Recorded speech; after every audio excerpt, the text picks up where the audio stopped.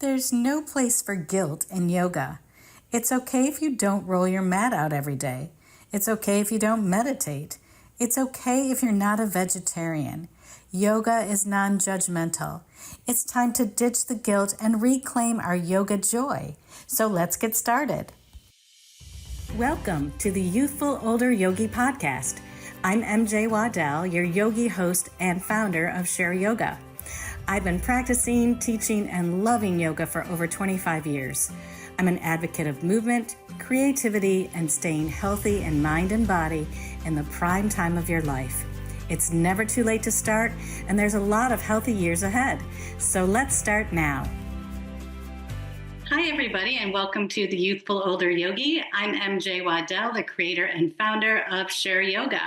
I want to welcome you to the podcast. If this is the first time listening, I'm so glad you're here.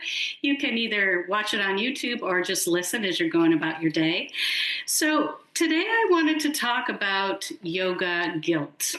And I wrote a lot of notes about it, and I wanted to share a few stories about this guilt thing that I've noticed certain times in my yoga journey.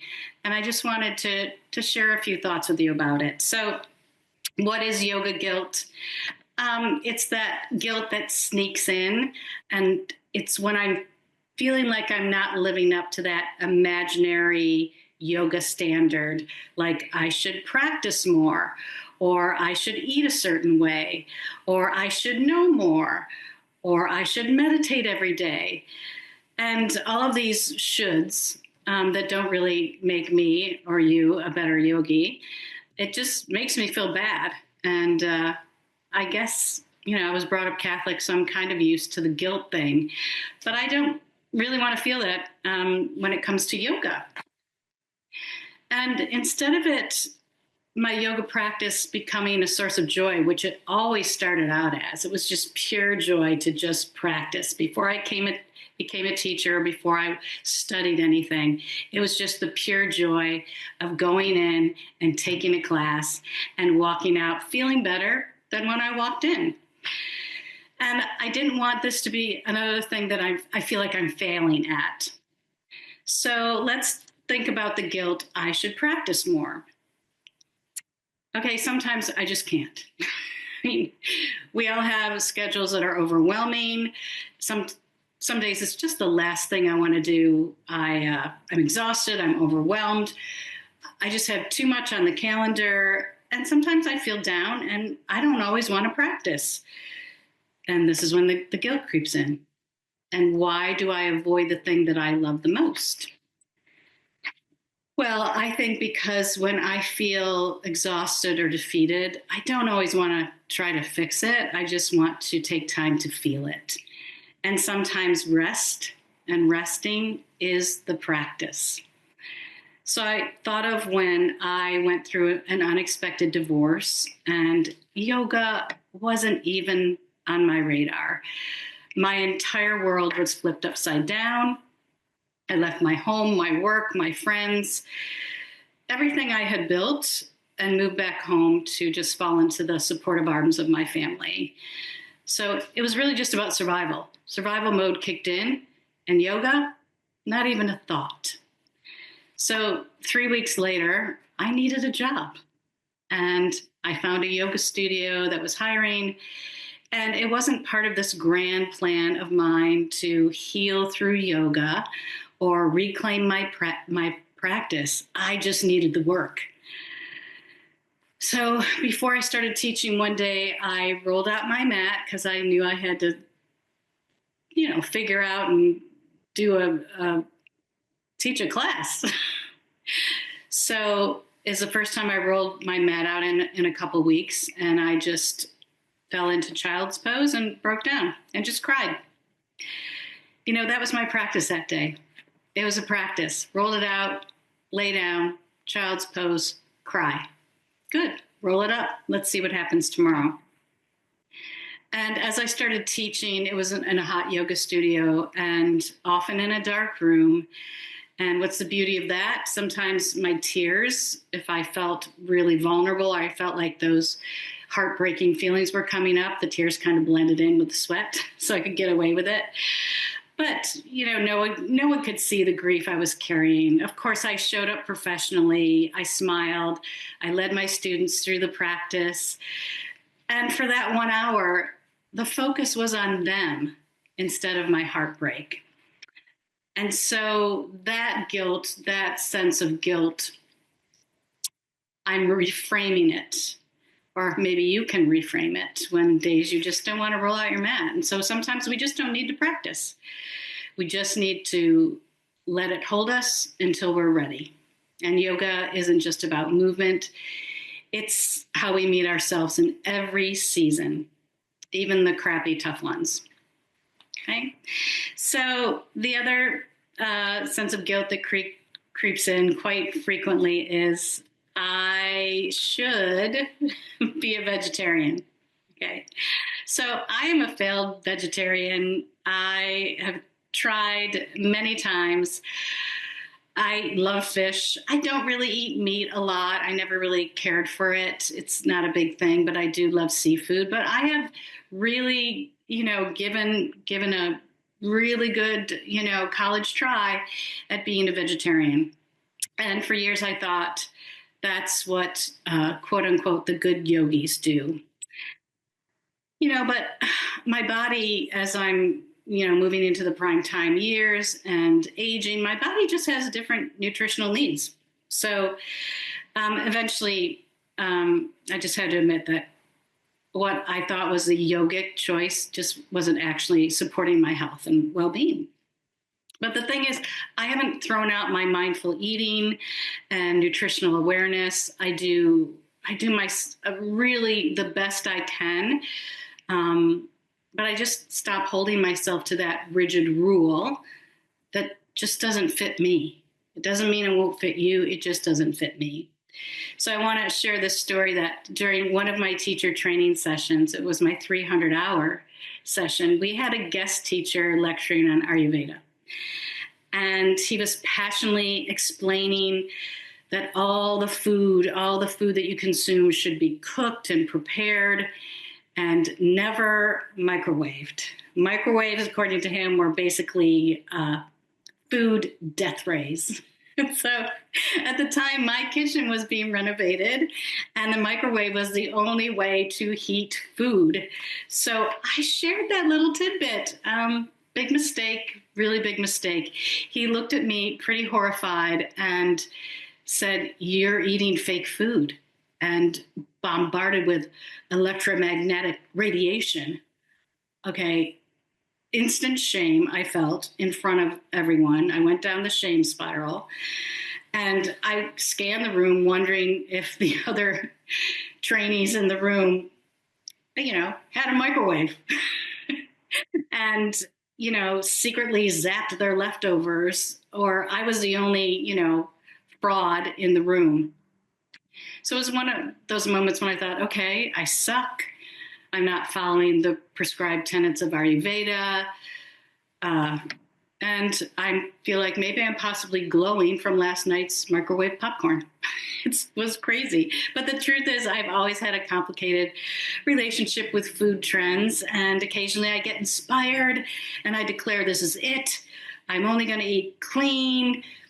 I'll start just for a week and I know I'll just continue it. So I dig out my dust-covered plant-based cookbooks.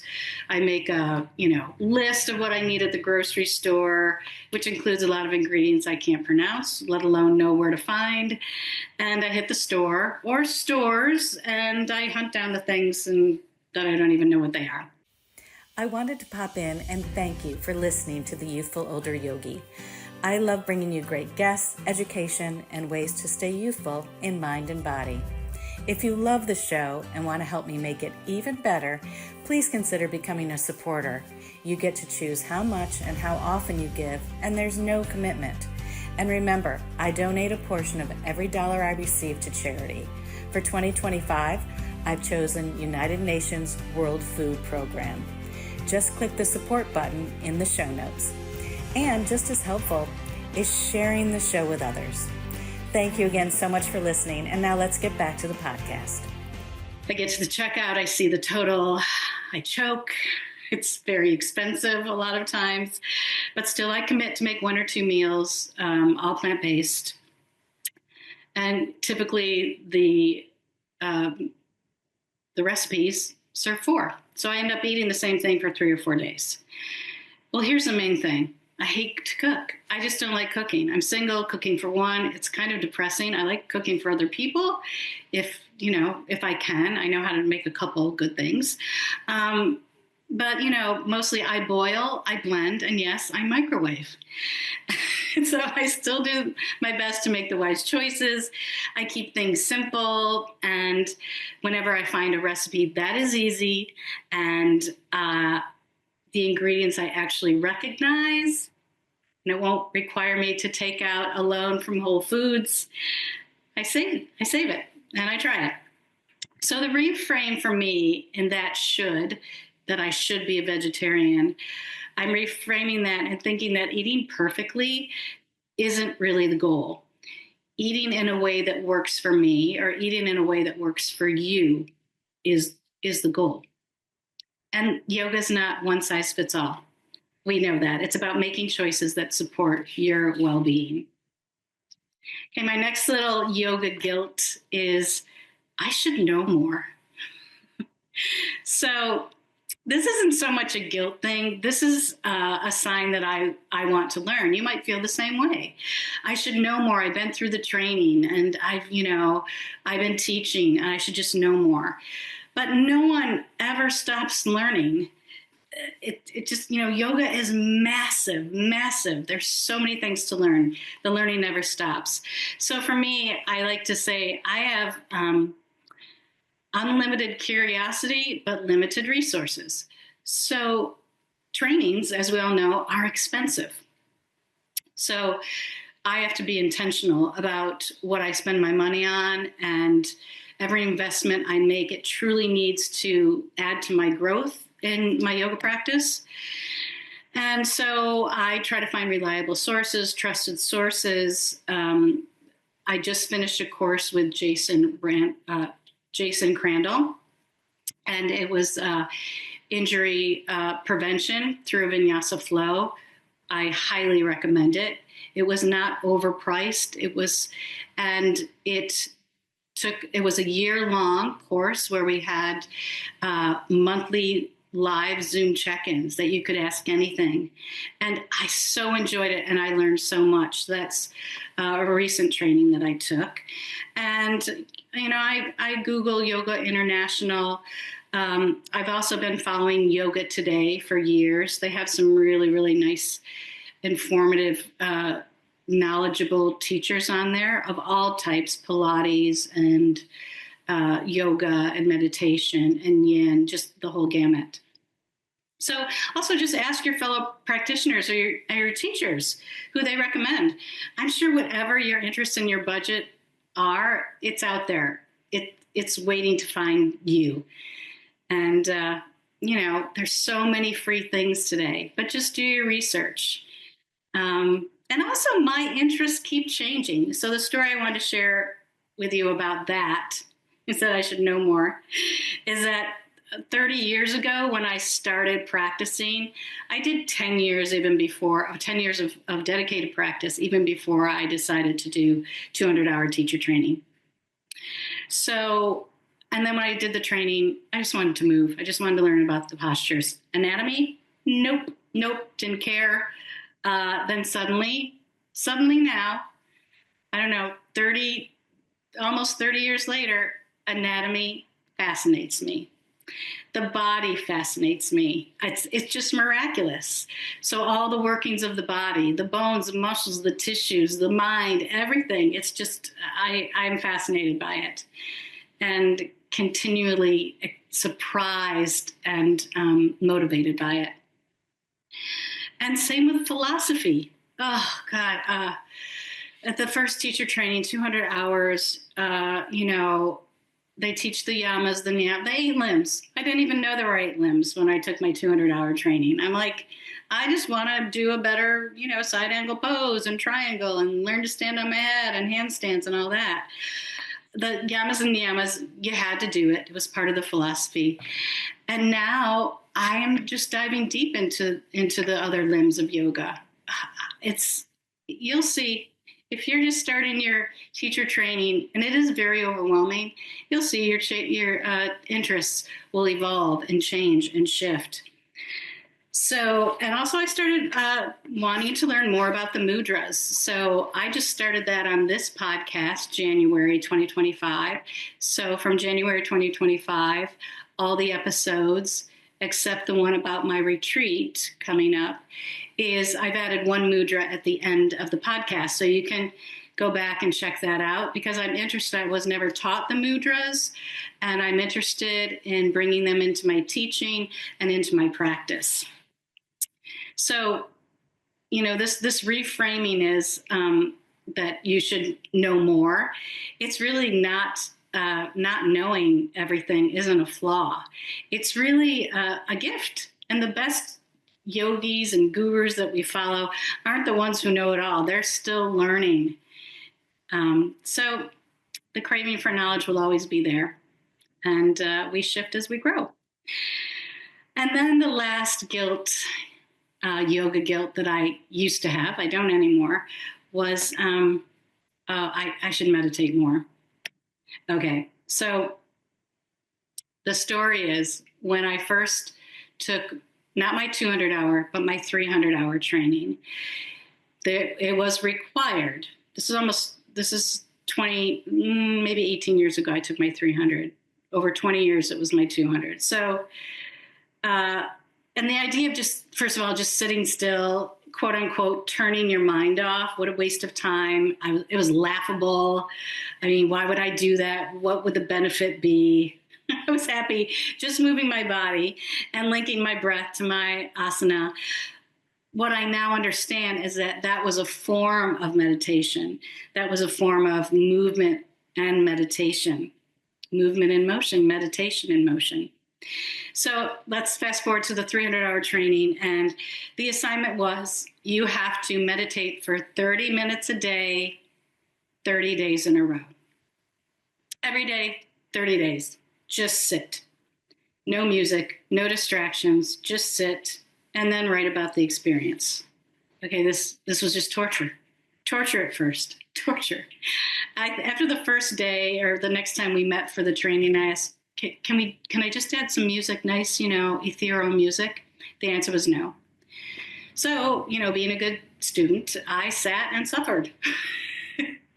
And I would set my clock for 30 minutes, and literally every 1 or 2 minutes, I'd just open one eye and look down to see how many more minutes were left. It's just like complete torture. By the third week, something shifted. I wasn't fidgeting as much and I wasn't fighting it as much. It became manageable, just manageable. And by the end of 30 days, I was elated, not because I had reached any type of enlightenment or I'd gone, oh my God, I love meditation. It's so great. I was just elated because it was done. I did it. I did the assignment, done. So let's fast forward to today. I am a quarter of the way to becoming a mindfulness meditation teacher. This is a really intense training, and it'll take me about a year to complete it. I encourage you to check it out. I'll leave the link in the show notes. It's mindfulnessexercises.com. It's with Sean Fargo. And this is the most expensive training I've ever invested in. I happened to get a good gig during Christmas time. I play Mrs. Claus, and I have this really good standing gig that pays quite well. And so I invest in myself, and I use that profit and invest in myself into my yoga teaching and my practice and my career. So today, I meditate daily. I do. Every day, I meditate daily. It's not torture anymore. Some days it's 5 minutes. Some days it's 45 minutes. And it's become one of my most beneficial habits. And I love sharing this famous quote from Lao Tzu about habits. Watch your thoughts, they become words. Watch your words, they become your actions. Watch your actions, they become your habits. Watch your habits. They become your character. Watch your character. It becomes your destiny. So from habits to character, I always like to think that that's what's happening. If you keep consistent with a habit that you enjoy, it just weaves into your character. So the reframe for me about I should meditate every day, I've reframed that to sometimes the practices that we resist the most are the ones that will teach us the most. I'm still not jumping into Ayurveda and all of that, but I do love meditation. I love teaching meditation. I love sharing meditation. And maybe wherever you're at, you can reframe that thought of, oh, it's just sitting, torturous waste of time. It's not. So let's just recap this episode, the guilt of yoga, and let's try to reclaim the joy of our practice. So let's ditch the shoulds and replace I should with I'm curious about or I choose to. And for your practice, let's redefine the practice a little bit. And yoga isn't just about the asanas, and maybe that's where you're at right now. Maybe that's all you care about are the postures, and that's okay. But, sometimes breathing, reading, resting, all of that counts as a practice on the days where you don't want to roll out your mat and you just are just overwhelmed and you just need to take time. So just kind of reframe that. And then the guilt about I should be a vegetarian, I just want to reframe it and I redefine nourishment. So nourishment isn't just about what I put into my mouth. It's about the choices I make, about what I study, what I watch, who I surround myself with, and of course, what I eat and drink. And so whatever you consume, hopefully that supports your well-being.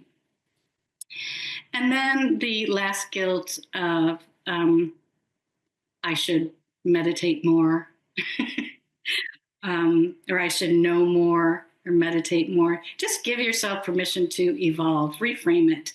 What excites you today may not excite you may have interested you 10 years ago that doesn't excite you. 10 years from now, you may be doing the exact thing that you resisted. So that's growth. That's not guilt. Growth, not guilt. So the final takeaway is that yoga is always there for us. Whether you roll out your mat, whether you eat a kale salad or you eat a cheeseburger, or whether you feel like you're the quote unquote perfect yogi or you're a complete mess, the practice is still yours. And yoga is anything you want it to be. So I hope that helps with anything you might feel guilty about in your yoga journey. Just ditch the shoulds and just know that this is a lifelong beneficial practice that evolves and shifts, and there's just so much goodness in it wherever you're at. So I hope that helps. And so today, the mudra is Chin Mudra. So Chin Mudra, Chin translates, it's derived from the Sanskrit word chitta, Chin, and that translates into consciousness. And mudra, the Sanskrit mudra word, translates into gesture or seal. So this is another well-known hand. Hasta is hands in Sanskrit. It's a hasta mudra. And you see it when you see images of people meditating with their thumbs and their forefingers united, and the other three fingers are just resting comfortably. You see this, they're sitting cross-legged and they're placing their hands on their knees. And this is the typical image that you see. And so I did a little research, which I go to a lot of different resources when I'm learning about the mudras. I have one book. I will post the links of where I look for these things. You can just Google Chin Mudra. There's like a million things that pop up. But one interesting thing that I didn't know is, and from years of taking yoga practice, and they say you can do the chin mudra. I'm like, but why are we doing it? I like to know why I'm doing it. What is significant about joining the thumb and the forefinger? So each finger represents something. Now, there's a lot of different, nothing is absolute in yoga. There's a lot of different thoughts on this, but each finger represents something. The pinky finger represents your physical body. Your ring finger represents your emotional body. That's why we typically put a ring, if we are uniting and joining with a partner, on the ring finger, because this represents your emotional being. The third finger represents your ego. And the pointer finger represents your consciousness, your own consciousness.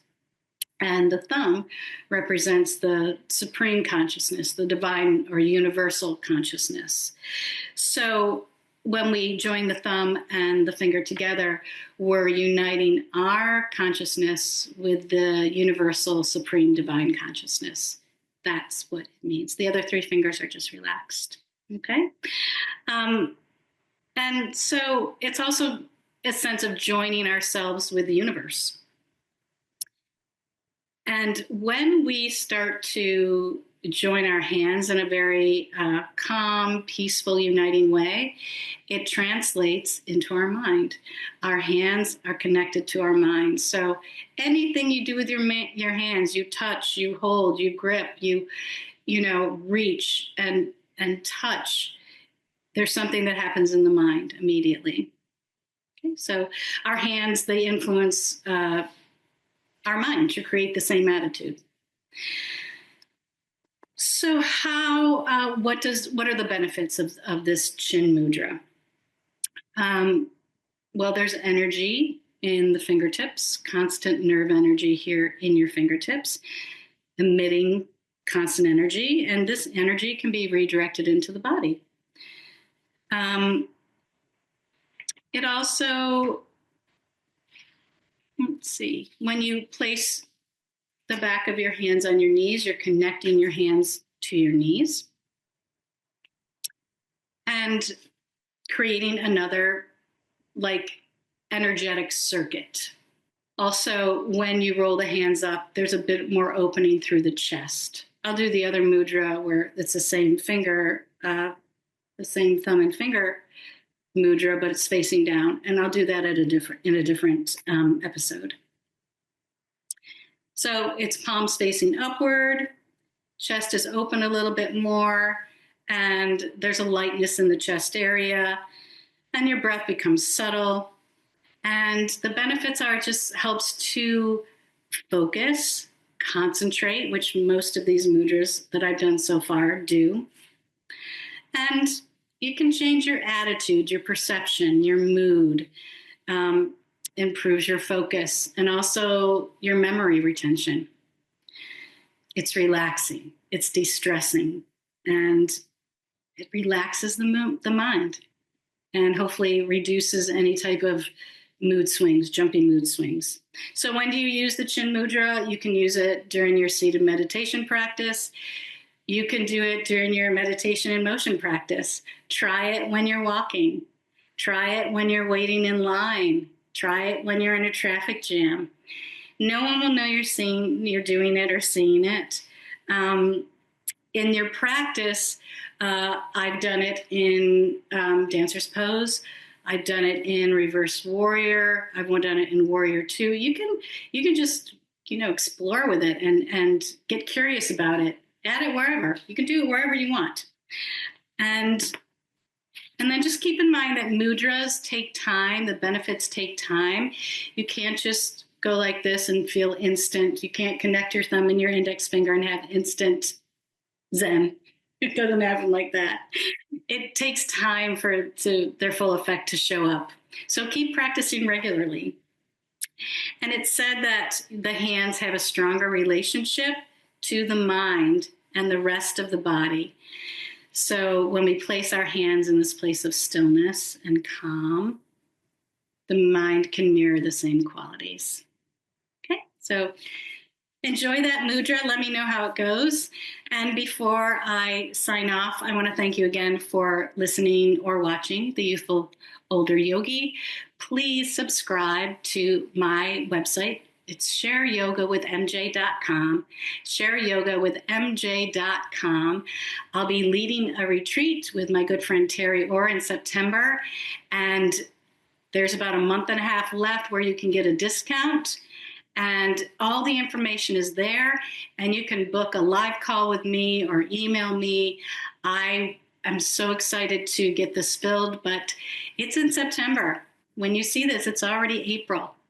So don't wait till the last minute. I will need all the bookings by August. So please just go to my website, subscribe to my newsletter, because that's where I'll be sharing all the information and all the good stuff in my newsletter, shareyogawithmj.com.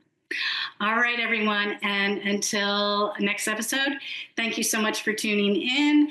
And until we meet again, keep sharing yoga. Namaste. Thank you so much for listening. Now you can go to my show notes on YouTube or Buzzsprout and send me a voicemail or email.